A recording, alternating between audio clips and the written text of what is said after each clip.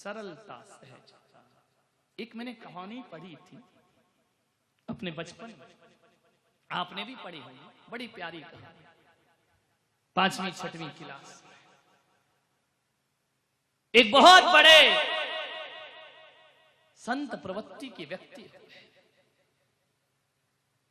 बाबा भारती की कहानी पढ़ी होगी। उनके पास एक सुल्तान नाम का घोड़ा था, बहुत अच्छा घोड़ा था। सुल्तान के बड़े चर्चे थे पूरे दुनिया में। एक दिन बाबा भारती के सुल्तान घोड़े पर डाकू खड़क सिंह का मन आ गया, यही नाम थे कहानी में, मुझे याद है। डाकू खड़क सिंह का नाम। डाकू खड़क सिंह ने जैसे ही देखा सुल्तान पे नजर पड़ी, डाकू ने कहा, ये बाबा क्या करेगा इस घोड़े का, ये घोड़ा मुझे मिलना चाहिए। लेकिन बाबा ऐसे तो घोड़ा देगा नहीं, सुल्तान बड़ा वफादार घोड़ा है, ये मेरे कब्जे में आ जाए तो सारी दुनिया की दौलत मेरे हाथ में आ जाएगी। बिजली की चमक की तरह भागता है, इशारों पे काम करता है, सुल्तान जैसा कोई घोड़ा नहीं। क्या करूं, कैसे हासिल करूं? उसके मन में आया कि बाबा भारती संत प्रवृत्ति के आदमी। एक बात ध्यान रखना अजमेर वालों, धर्म के साथ जितना अधर्म किया जाता है उतना अधर्म के साथ अधर्म नहीं किया जा सकता है। सारी दुनिया धर्म के साथ अधर्म करती है। दया प्रवृत्ति होगी, रोज चलेंगे, तुम्हें करुणा होगी, धोखे मिलेंगे, लेकिन फिर भी सत्पुरुष अपनी सच्चाई का मार्ग कभी चौड़ा नहीं करते हैं। हम संत भी हैं, बड़े उलाहने सहते हैं, बड़े ताने मिलते हैं, ये तो ऐसे महाराज, ये तो वैसे महाराज, ये तो पैसे वालों के महाराज, ये तो मॉडर्न महाराज, ये तो आधुनिक महाराज। कोई बात नहीं, काय का कैसे, यहां मुझे थोड़ी खुशी है, एक ही चौका लगवा रहा हूं ना। जहां 4 लगते तो कहते हाँ ये तो पैसे वाले के महाराज, मेरे यहाँ काय को आएंगे। मैंने संदीप से कहा लफड़ा खत्म कर, 2 रोटी खाना, 4 ताने कौन सुनेगा। ध्यान रखना, सीधे जाओ, पैसे वाला हो गरीब हो, जाना तो वही, अपना प्रीति भोज अच्छा है।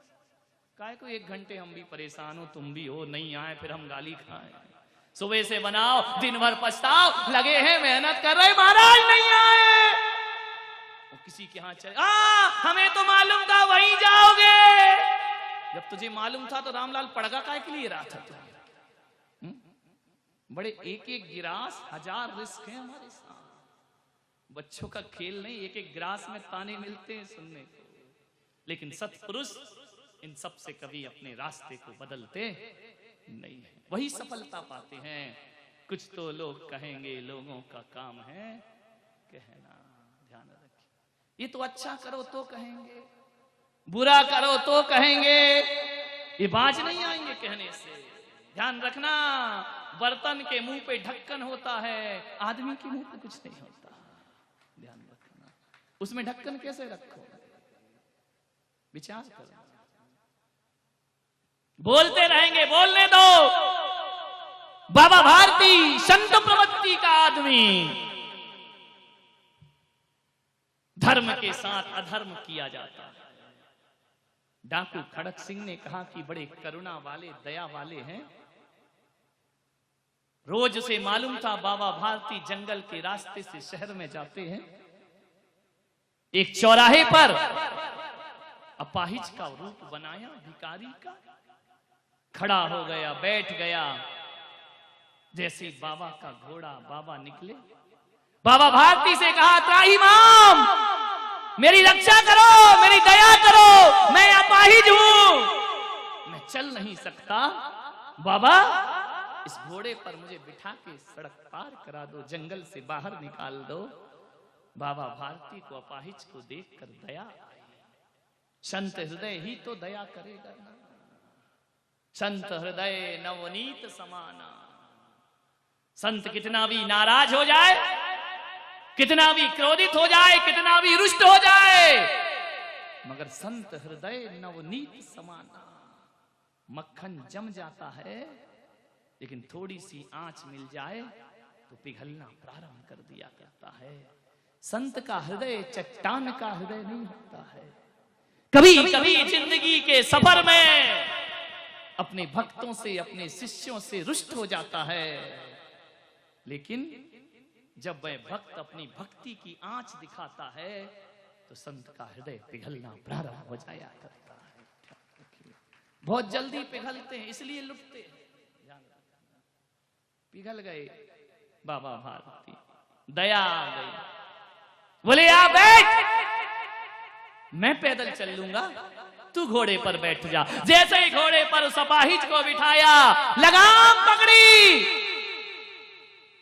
और घोड़े पर जैसे पैर की एड़ लगाई, घोड़ा बिजली की तरह भागा, बड़ी जोर से हंसा, लुट गए बाबा, सुल्तान अब मेरा हुआ, इस पर तुम्हारा कोई हक नहीं है। बाबा भारती ने देखा अपाहिज बनकर लूट लिया, बोले मैं डाकू खड़क सिंह, मेरा काम रोज का लूटना ही है। बाबा अब बिना घोड़े की जिंदगी जीना सीख जाइए, सुल्तान मेरा हो गया है।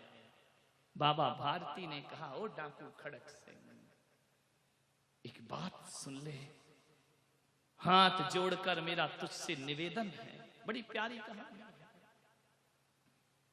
तुझसे मेरा निवेदन है कि जिस तरह से तूने मुझसे छल करके घोड़ा लिया है, ये बात तू किसी को बताना मत। खड़क सिंह ने कहा, बताना मत? लगाम लगाई, घोड़ा खड़ा हुआ, बोले किसी को बताना मत, ये बाबा भारती तुझसे हाथ जोड़ के निवेदन कर रहा है, ये किसी को मत कहना कि मैंने सुल्तान का हरण अपाहिज बन करके किया है। बोले क्यों? बोले इसलिए बाबा भारती ने कहा, यदि ये घटना तू किसी को बताएगा तो ये दुनिया अपाहिजों पर विश्वास करना छोड़ देगी, ये दुनिया अपाहिजों की सहायता करना छोड़ देगी।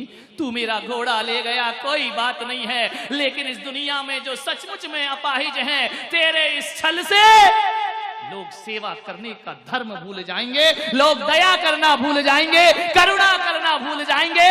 इस बात को राज रखना। हाँ, तुझे कहना है तो ये कहना कि मैं बाबा भारती से छीन करके घोड़ा लाया हूं, छल करके घोड़ा नहीं लाया। चला गया डाकू खड़क सिंह। जैसे रात भर उसे नींद ना आई, एक बात सीने में चुभ गई कि लोग अपाहिजों पर विश्वास करना छोड़ देंगे। मैं भी आपसे यही निवेदन करता हूं कि धर्मात्मा होकर छल मत करना, वरना तुम्हारी इस हरकत से लोग धर्म पर विश्वास करना छोड़ देंगे। आज साधु संत गलत काम करते हैं, तथाकथित धर्म पे आस्थाएं डगमगा जाया करती हैं। मान्यवर, बहुत बड़ा अपराध है ये। रात भर डाकू खड़क सिंह सो ना पाया, करवट बदलते रहा कि ये मैंने क्या किया है। रात की नींद बेचैन हो गई। अंधेरी रात में 2-2:30 बजे रात में सन्नाटे में डाकू खड़क सिंह अपने जंगल से निकले तो डाकू उठा के ले गया ना। कहां हो तुम सुल्तान? रात भर बाबा भी ना सोए, मोह हो गया उस घोड़े से। जैसे ही अस्तबल की ओर देखा, सुल्तान बंधा है। दौड़े दौड़े गए, लोटा फेंका जल का, मेरा सुल्तान वापिस आ। तू कैसे आया? देख देख सुल्तान, गलत मत करना, वो तुझे छल से ले गया, तू तो छल से वापिस नहीं आया ना। सुल्तान ने सिर हिलाया, पीछे घोड़े के अस्तबल के पीछे खड़क सिंह खड़ा है, झार झार आंसू बहा रहा है। बाबा भारती ने कहा, खड़क सिंह, क्या मेरा घोड़ा पसंद नहीं आया? बोले पसंद तो इतना आया कि तुम्हारे घोड़े पर तो अपना जीवन निछावर कर दूं, लेकिन बाबा भारती मुझे क्षमा करो। चरणों में लौट गया, आंसू की धारा बहाने लगा। और कहा कि बाबा मैं बहुत गलती में था, आपने कहा कि दुनिया अपाहिजों पर विश्वास न करेगी, मैं खड़क सिंह इतना बड़ा अधर्म नहीं कर सकता हूं, आपका घोड़ा आपको वापस करता हूं। बाबा भारती ने कहा डाकू खड़क सिंह डाकू होकर भी संतों जैसा हृदय लेकर के अपने जीवन में जी सकते हैं। यह उत्तम आर्जव धर्म है, हृदय निष्कपटता से भरे, कितना भी बड़ा धार्मिक क्यों ना हो, कितना भी बड़ा पापी क्यों ना हो, यदि उसके हृदय में धर्म। लोग कहते हैं रावण बहुत बड़ा पापी था, लोग कहते हैं दुर्योधन पापी था, इनके कृत्य नरक ले जाने वाले हैं। लेकिन एक बात और याद रखना, रावण कितना भी बड़ा पापी क्यों ना हो, लेकिन उसके हृदय में धर्म। रावण से जब पूछा गया कि बताओ लंकेश, तुम्हारी मृत्यु का क्षण है, जरा बताइए कौन जीता कौन हारा। रावण ने कहा राम जीत कर भी हार गए और रावण हार कर भी जीत गया। ये धर्म था उसके हृदय। बोले क्या मतलब?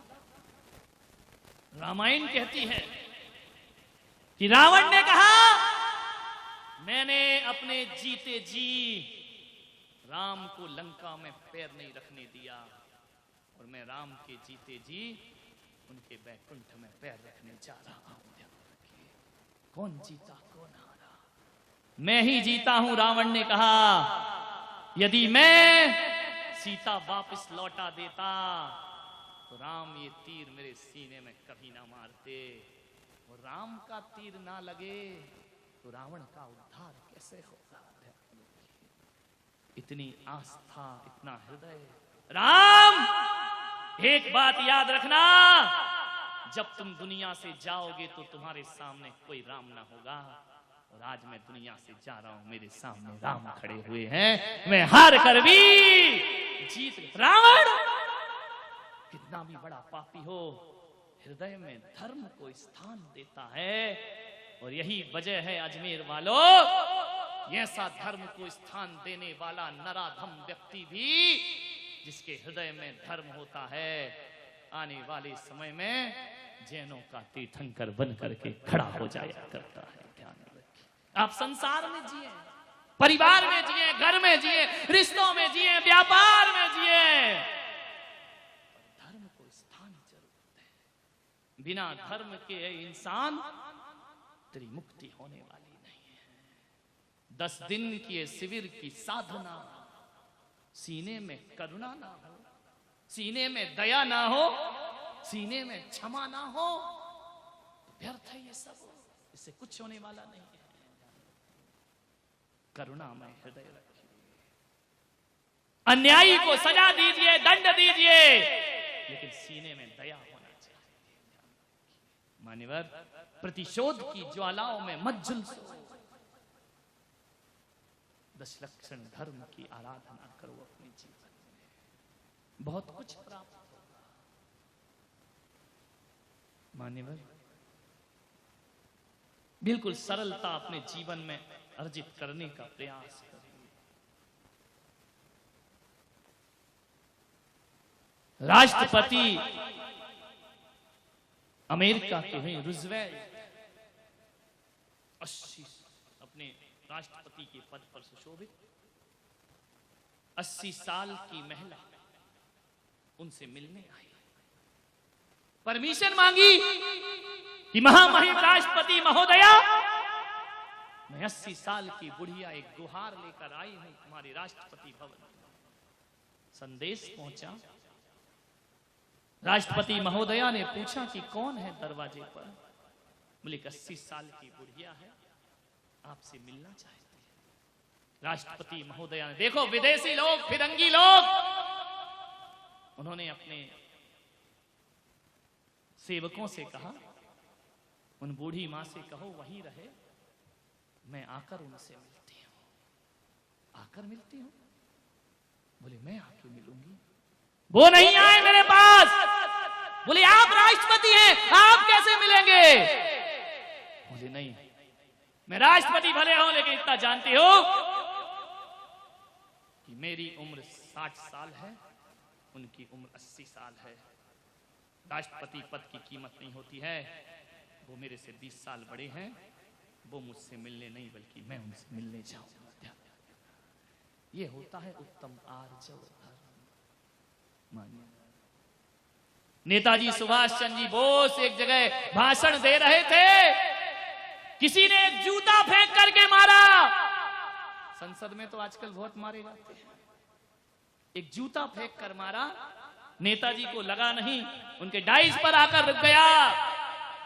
नेताजी ने जूता उठाया और कहा किसने फेंका ये जूता? सन्नाटा पूरी सभा में, किसने फेंका ये जूता? लोगों ने कहा पकड़ा गया तो फांसी पे चढ़ेगा। मुझे बता दीजिए जूता किसने फेंका? कोई बोलने को तैयार नहीं। नेताजी ने कहा जिसने भी फेंका घबराओ मत, का काम है यार, जो धर्म तुम्हारी भी साधना बन सकता है। समय हो गया, यही निवेदन है, एक एक धर्म को गहराई से समझो, समझकर जीने का प्रयास करो। आने वाले 7-8 दिनों में तुम्हारा जीवन अपने आप बदल